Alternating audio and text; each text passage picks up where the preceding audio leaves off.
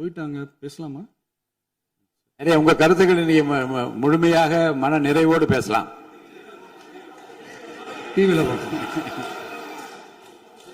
சரி,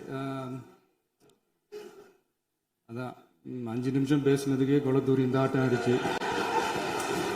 பேசுனா அப்புறம் என்ன பண்றது? கடைசியா நான் இந்த உரையை முடிக்கிறதுக்கு முன்னாடி ஒரு முக்கியமான ஒரு விஷயம் பத்தி சொல்லணும். ஆளுநர் உரை அன்னைக்கு இந்த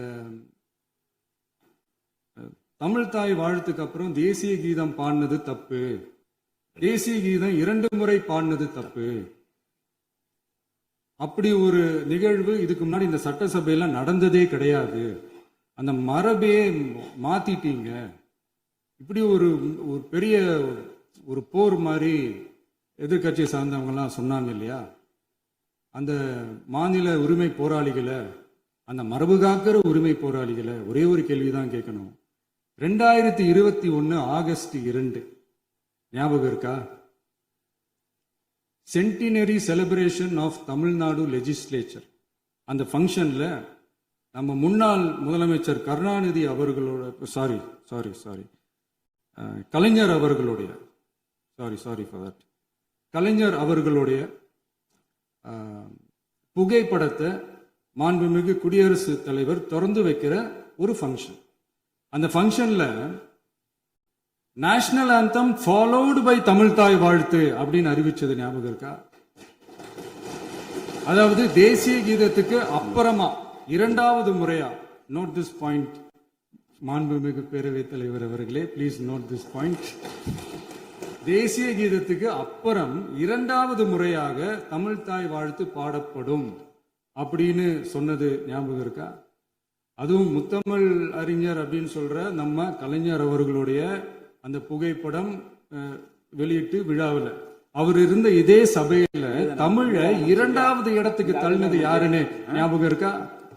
அது மட்டும் இல்ல, அந்த தேசிய கீதத்தை நாட்டுப்பண் நேஷனல் ஆந்தம்னு சொல்லி அதே ஃபங்க்ஷன்ல கடைசியா ஃபங்க்ஷன் முடியும் போது செகண்ட் டைம் தேசிய கீதம் பாடினதும் ஞாபகம் இருக்கா? இதே அவையில் தான், அது அவை குறிப்பிலும் இருக்கிறது, இதே அவையில் தான் நடைபெற்றது. இந்த நேரத்தில் இந்த ஆதாரங்களை அளித்த மாண்பு முதல்வர்களுக்கு நன்றியை தெரிவித்துக் கொள்கிறேன்.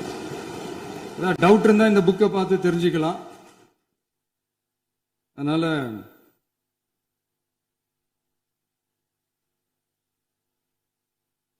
இதெல்லாம் கேட்டா என்ன சொல்லுவாங்கன்னா, அது ஜனாதிபதி கலந்துகிட்ட ஃபங்க்ஷன், அதெல்லாம் அப்படிதான், அதெல்லாம் கண்டுக்க கூடாது அப்படின்னு சொல்லுவாங்க. இதே மாதிரிதான் பேசுறது ஒண்ணு, செய்யறது ஒண்ணு, பேசுறது ஒண்ணு. இதெல்லாம் மக்கள் பார்த்துக்கிட்டு இருக்காங்க. எலெக்ஷனுக்கு முன்னாடி தான் அப்படி செஞ்சுக்கிட்டு இருந்தாங்க, இப்போ எலெக்ஷனுக்கு அப்புறம் அதே தான் செய்யறாங்க. இந்த விஜயையும் சாமானியர்களின் உண்மையான சமூக நீதி அரசையும் அவமானப்படுத்துறதுக்கு தான் அவங்களோட அந்த பொலிட்டிக்கல் சீனியாரிட்டி அது பயன்படுத்துது போல. சரி, செய்யட்டும், நல்லா செய்யட்டும். இப்போ ஆனாலும் நம்மளுடைய மாநில உரிமை, மொழி உரிமை, உத்தம உத்தரர் போல வேஷம் போடுற எதிர்கட்சிக்கு ஒன்றை மட்டும் ஆணித்தரமாக சொல்றோம். உங்களை மாதிரி தமிழ்னு சொல்லிக்கிட்டு, மொழி, பண்பாடு, கலாச்சாரம்னு சொல்லிக்கிட்டு ரெட்டை வேஷம் போடுறவங்க நாங்க கிடையாது.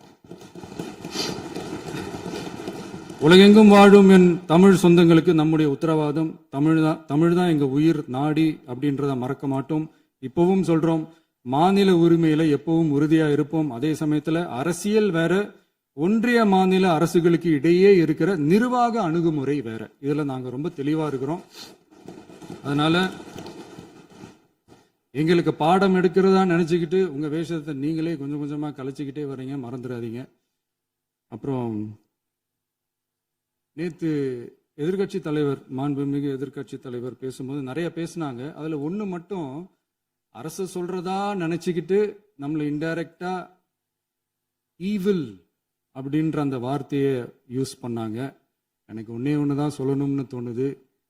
ஈவில்ஸ்னு டெவில்ஸ் பேசக்கூடாது.